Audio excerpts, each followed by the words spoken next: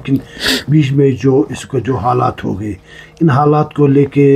24 सितंबर के वाक़े के बाद लोगों में एक खौफ सा है, एक मतलब लोग जो है वो मतलब अपने आप को महफूज नहीं समझ रहे हैं कल्चर को लेके, ट्रेडिशन को, ज़मीन को लेके। तो सब मीटिंग तो हो गई, आपने क्या उम्मीद रखते हैं, क्या MHA से कुछ अगली मीटिंग में होने की चांस, इसको आप क्या किस तरह देखते हैं? देखिए, जब से यूटी हमें मिली है उसके बाद से हमारे लद्दाख के आवाम लीडरशिप हम कहीं ना कहीं अपने मुस्तक़बिल को लेके हमारे जनरेशन टू जनरेशन के जो फ्यूचर को लेके काफ़ी हद तक हम सोच रहे हैं कि इस लद्दाख को, चूँकि एक नया सेटअप है, इसको आगे ले जाने के लिए हमारे ख़ासकर हमारे कल्चर, आइडेंटिटी, हमारे शिनाख्त, इन सब को प्रोटेक्ट करते हुए खूबसूरत लद्दाख की ओर हम कैसे इसको ले जाएं, उस पे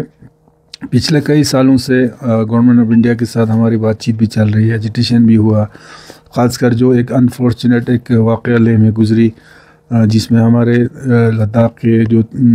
4 नौजवानों की जान चली गई, उसके बाद आपका बात सही है, जब मीटिंग शुरू हुई,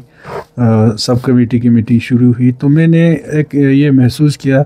कि कहीं ना कहीं आप गवर्नमेंट ऑफ इंडिया भी मुझे लगता है कि मुझे और उम्मीद भी है कि कहीं ना कहीं लद्दाख के इन इश्यूज़ के ऊपर कोई सीरियसनेस दिखा रहे हैं, क्योंकि पहली बार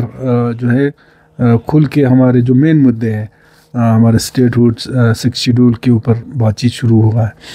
तो इसी का सिलसिला था कि कल लेह में जो सब कमेटी का हमारे लद्दाख की मीटिंग हुई, यही था कि जो एक ड्राफ्ट हमने देना था उसको किस तरीके से जो है फ़ाइनल करके उसको आगे दें। तो अभी लगे हैं 1-2 दिन तक वो फ़ाइनल करके जो है MHA को सबमिट किया जाएगा, और जो भी ड्राफ्ट बनी है यहाँ से वो उसी हमारे जो मेन मुद्दे हैं, स्टेटहुड है, 6 शेड्यूल है, उसी के सराउंडिंग में ही है। तो यही है कि आगे उम्मीद है सब कमेटी में ये सारे चीज़ें डिस्कस होके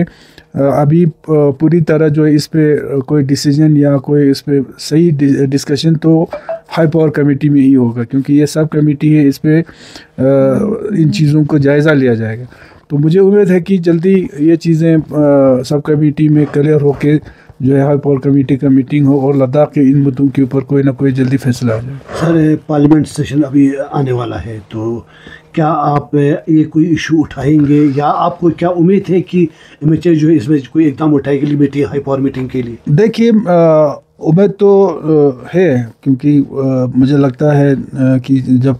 सब कमेटी के जब मीटिंग हुआ है उसके बाद अब उम्मीद तो है कि इस पे जो है सीरियसली, सिंसियरली लद्दाख के इश्यूज़ पे गौर किया जाएगा। और पार्लियामेंट में इश्यूज़ जो हमें लगता है कि लद्दाख के जो मुद्दे रखनी चाहिए वो मैं ज़रूर रखते भी आया हूँ, आगे भी रखेंगे। हमारे अभी 24 तारीख के बाद जो जिस तरह का हालात लेह में बनी है, अभी बहुत सारे लोग अभी जेल में हैं, बहुत सारे लोगों को अभी पकड़ दकड़ जारी है। अभी रिसेंटली हम लोग जो KDA एपेक्स के जो लीडरशिप है, हम DGP साहब से भी मिले थे। तो आगे भी हम कोशिश करेंगे कि जो वाक़या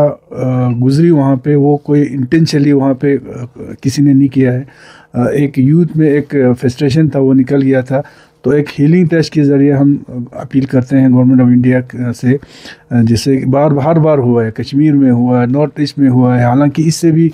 बुरे हालात में लोगों को हीलिंग टच के ज़रिए जो है लोगों को रियायत दिया है। तो हम ज़रूर पार्लियामेंट में भी उठाएंगे कि जो हमारे बच्चे जो कहीं ना कहीं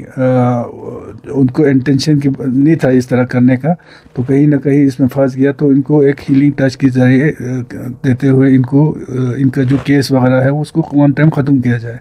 सर, एक तो पहले हमारी बदकिस्मती करील वार में जो है ऑलरेडी ये कहा जाता है कि काफ़ी सुसाइड केस डिप्रेशन में हैं, तो इसको किस तरह देखते हैं? नहीं, आप लोगों को पता है जब करगिल वार हुआ उससे, ये तो ओपन एक वार था, लेकिन उससे भी कई साल हमारे करगिल में ख़ासकर इस तरह के वार चलता रहा। 99, 95, 96, 97, तो फिर 99 के बाद एक सर्वे में आपने देखा था कि करगिल में किस तरह के नौजवान तबके में डिप्रेशन ये बढ़ा था। सेम उसी तरह जब यूटी बनने के बाद जो 5-6 साल जिस तरह रिक्रूटमेंट ये नहीं रहा, बच्चे हाई लेवल की जो पढ़ाई पढ़ के वापस आके बेकार पढ़े थे, उस तरह के बच्चे बहुत परेशान भी थे और डिप्रेशन का शिकार भी था। और ख़ासकर जो ओवरएज जिनका हो रहा था वो बेचारे बहुत फ्रस्ट्रेट थे। तो कहीं ना कहीं 24 जो ले में जो वाक़या हुआ उसमें वहाँ पे एक फ्रस्ट्रेशन निकल गया। अदरवाइज़ लद्दाखी ही नहीं पूरा देश जानते हैं कि लद्दाख के लोग, लद्दाख के आवाम, यहाँ के जो बच्चे हैं वो कितने अमन पसंद और कितने शरीफ लोग हैं। तो यही चीज़ अब गवर्नमेंट ऑफ इंडिया और हाई अथॉरिटी को समझाना, उनको उनके सामने ये रखना हमारी ज़िम्मेदारी है कि इस तरह के बच्चे हैं तो इनको वन टाइम इनको एक वो मिलना चाहिए।